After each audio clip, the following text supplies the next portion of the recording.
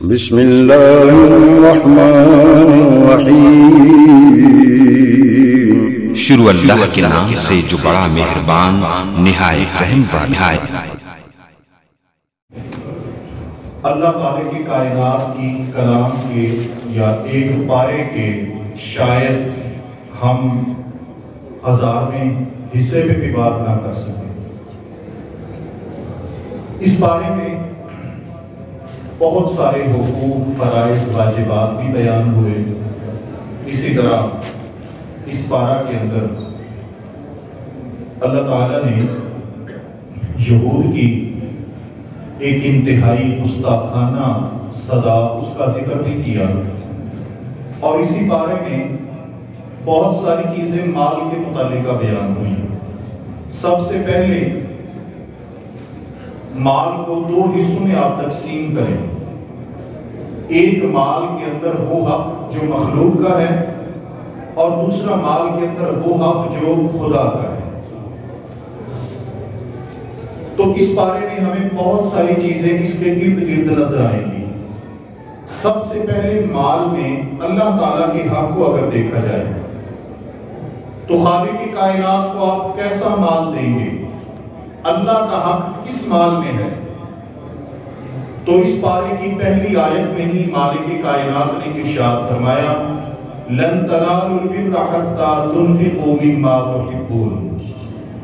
نیکی اور احسان کا جو سب سے اعلیٰ اور بالا درجہ ہے، اس وقت تک تم نہیں پا سکتے جب تک کہ تم اس چیز کو اللہ کی راہ میں خرچ نہ کرو جو تمہیں سب سے زیادہ محبوب اور پیاری ہے۔ یعنی محبوب مال، چنیدہ مال، پیارا مال اللہ تعالیٰ کی راہ میں دینے کا حکم ہے۔ محترم ساتھیوں، صحابہ کرام رضوان اللہ تعالی مجمعین کا اس آیت کریمہ پہ عمل دیکھیے اور ہماری ادائیں دیکھیے۔ ہم جب دیکھتے ہیں کہ اس بکری کے بچنے کا کوئی چانس نہیں ہے تو کہتے ہیں کسی مدرسے والے کا فون نمبر ہے۔ جب قصائی بھی اس پہ فتویٰ لگا دیتا ہے کہ میرے کام دی نہیں، تو پھر ہم ڈھونڈتے ہیں مدرسے والوں کا نمبر۔ یہ ہماری ادائیں۔ اللہ تعالیٰ کا ضابطہ کیا ہے؟ ایک پیغمبر ہے، 80 سال کی عمر میں اللہ تعالیٰ سے دعا مانگ رہا ہے، ربی ہب لی من الصالحین، اے اللہ مجھے نیک بیٹا، صالح بیٹا عطا فرما۔ 80 سال کی دعاؤں کے بعد اللہ نے بیٹا دیا، اور اس بیٹے کے پروٹوکول کا اندازہ آپ یہاں سے لگائیے کہ اس بیٹے کی خبر دینے کے لیے جناب ابراہیم کے پاس آسمانوں سے فرشتوں کا وفد آیا، یہ بتانے کے لیے کہ آپ کو اسماعیل ملنے والا ہے۔ بیٹا عطا ہو گیا، بیٹا ساتھ چلنے کے لائق ہو گیا، بیٹا کچھ کام کاج میں ہاتھ بٹانے کے بھی لائق ہو گیا۔ اب کیا ہوا؟ خواب آ گیا، اور خواب کیا ہے؟ یا بنی انی ارا فی المنام انی اذبحک، کہ حضرت ابراہیم اپنے اسی لخت جگر، اسی بیٹے کی گردن پہ چھری چلا رہے ہیں جسے مانگ مانگ کے لیا تھا۔ اور نبی کا خواب وہی ہوتا ہے، یعنی اللہ کی طرف سے یہ حکم تھا۔ اب صالح مانگا تھا، اللہ نے دعا کیسے قبول کی ہے کہ جب یہ خواب بیٹے کے سامنے رکھا، بیٹے نے یہ نہیں کہا کہ ابا جی ایک بار استخارہ ہی کر لو۔ فرمایا یا ابت افعل ما تؤمر ستجدنی ان شاء اللہ من الصابرین، اے ابا جی جو اللہ تعالیٰ کی طرف سے آپ کو حکم آیا ہے کر گزریے، میں انشاءاللہ تعالیٰ صبر کی مثال بن کے دکھاؤں گا۔ میرے محترم ساتھیوں، یاد رکھیے اللہ کبھی بھی بندے کے مال کا بھوکا نہیں ہوتا۔ اور اسی بارے میں یہودیوں کی جو میں بات کر رہا تھا، ان کا ایک نظریہ بد بھی اللہ نے ذکر کیا ہے۔ جب ان سے اللہ کی راہ میں صدقہ، خیرات، اس کا مطالبہ ہوتا ہے تو وہ کیا کہتے ہیں؟ ان اللہ فقیر ونحن اغنیاء، دولت مند تو ہم ہیں، اللہ تو فقیر ہے، نعوذ باللہ۔ یہ ان کا نظریہ ہے، اور یہ انتہائی کفر پہ مبنی نظریہ تھا۔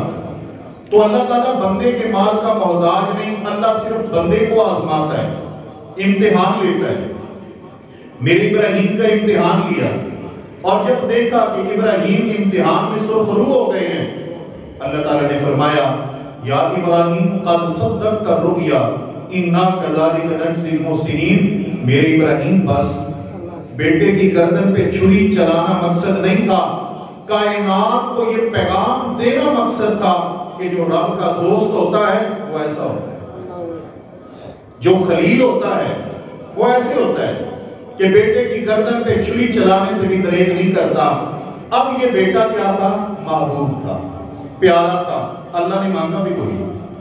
تو اللہ تعالیٰ بندے سے سوال کرتا ہے، مطالبہ کرتا ہے کہ اپنی محبوب چیز میری راہ میں پیش کر، لیکن ایسا نہیں ہے کہ بندہ محبوب چیز رب کی راہ میں پیش کرے اور اس کے بعد پھر مانگتا پھرے محتاج ہو جائے۔ نہیں، آپ کو پوری روئے زمین پہ کوئی ایک ایسی مثال نہیں ملے گی کہ کوئی شخص اس وجہ سے بھوکا مر گیا کہ اس نے اپنا سارا مال اللہ کی راہ میں خرچ کر دیا۔ نہیں، جتنا کوئی دیتا ہے رب اس سے ڈبل کئی گنا زیادہ اسے دے دیتا ہے، کیونکہ میرے پیغمبر کی حدیث ہے آسمان سے روزانہ 2 فرشتے اترتے ہیں، دعا کرتے ہیں اللہم آتی منفقا خلفا، اے اللہ جو تیری راہ میں خرچ کرتا ہے اسے اور عطا کر۔ تو جسے فرشتوں کی دعا ملے وہ کب نادار ہو سکتا ہے، وہ کب تنگ ہو سکتا ہے؟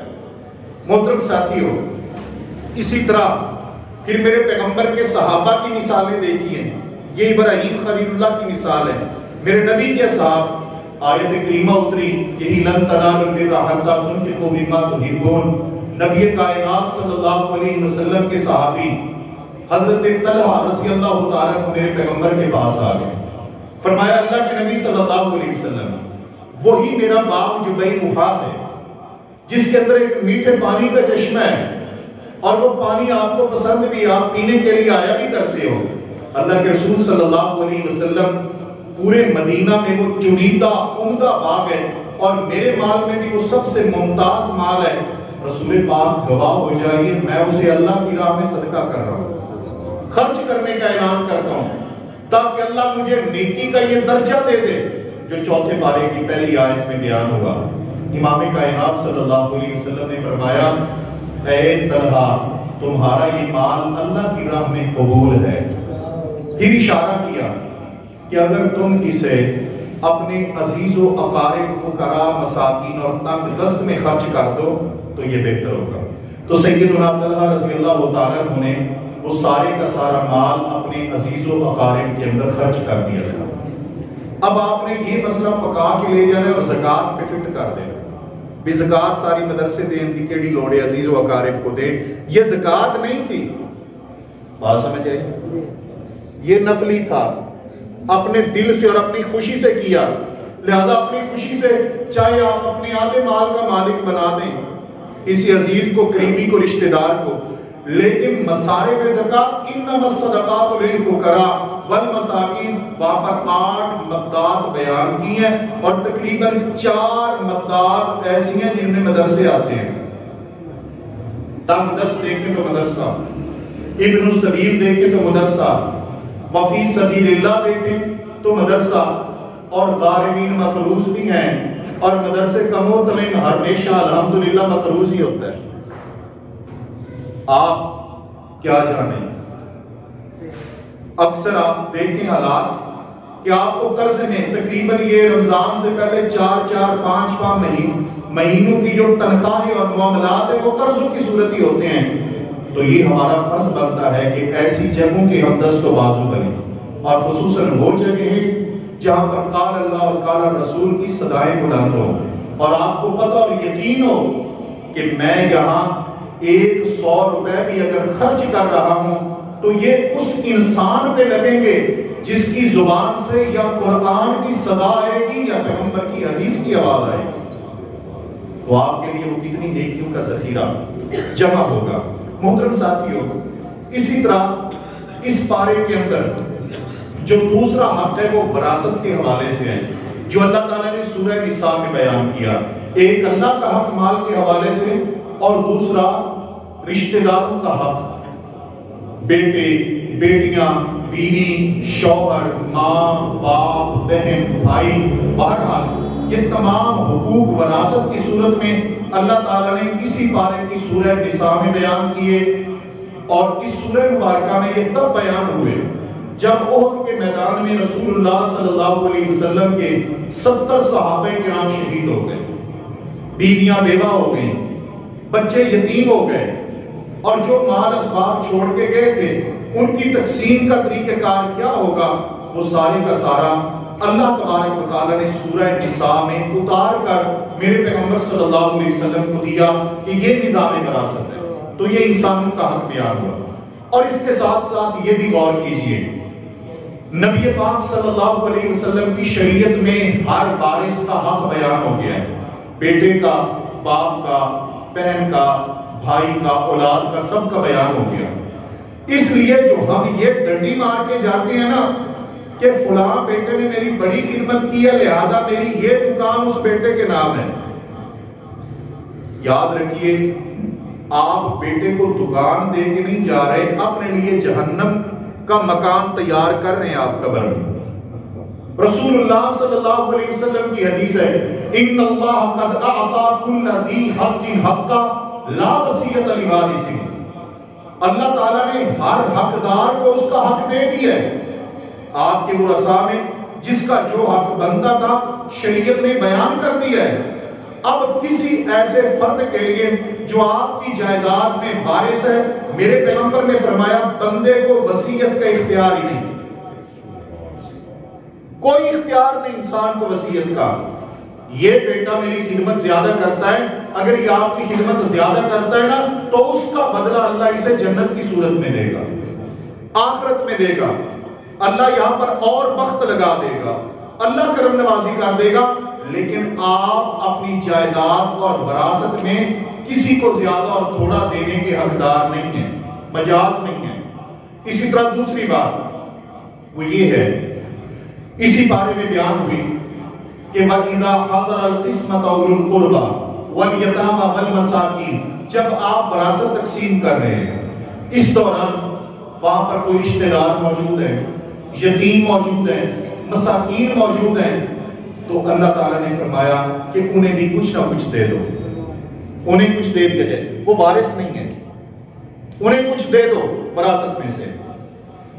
یہاں یاد رکھیں بعض اوقات اس طرح ہوتا ہے، ایک میت مرنے والا اس کے 4 بیٹے تھے، ان میں سے ایک بیٹا میت کی زندگی میں ہی فوت ہو گیا، اس کی آگے اولاد بھی تھی،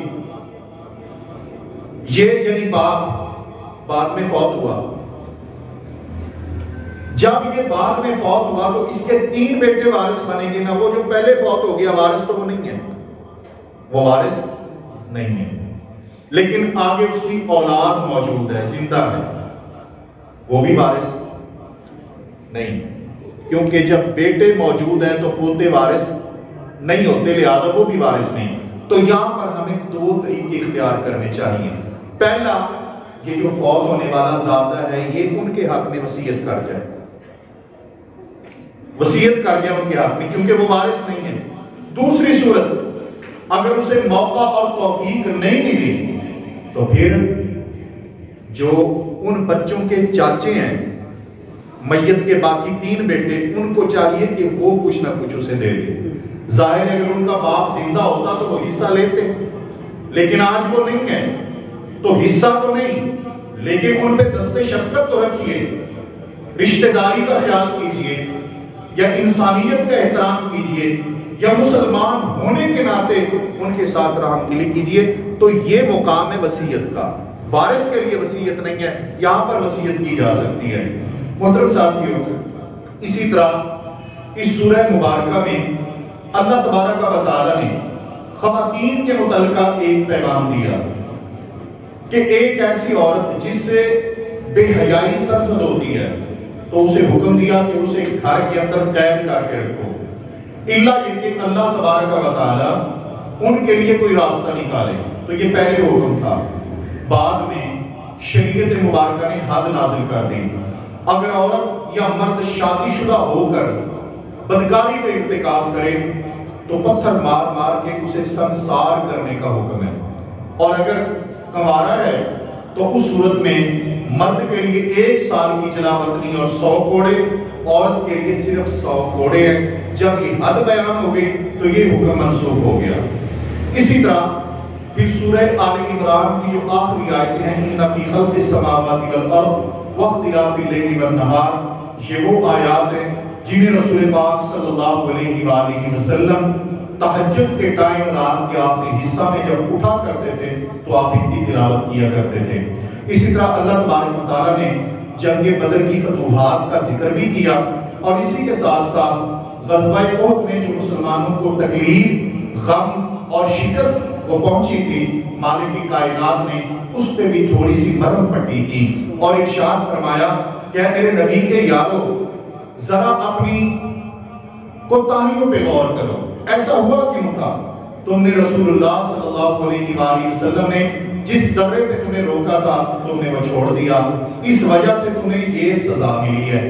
اور دوسرا یہ ہے کہ یہ دیکھو پچھلی لڑائی میں تم نے ان کے 70 بندے مارے بھی تھے، 70 قید بھی کیے تھے، اب تمہارے 70 شہید ہو گئے ہیں، تو اگر تمہیں تکلیف پہنچی ہے فقط مسل قوم کرن، تو تم پچھلا ٹائم یاد کر لو نا، جب تم بھی اپنے دشمنوں کو ایک وقت میں ان کے 70 بندے مار چکے ہو، تو ہر سجال جہاں پہ ڈول ہوتی ہے، یعنی کبھی ادھر کبھی پلڑا ادھر، تو اس بار پلڑا جو ہے وہ ادھر ہو گیا، تو تم اس غم اور تکلیف کو بھلاؤ اور اللہ تبارک و تعالیٰ پر امید، یقین اور توکل رکھتے ہوئے آگے بڑھو۔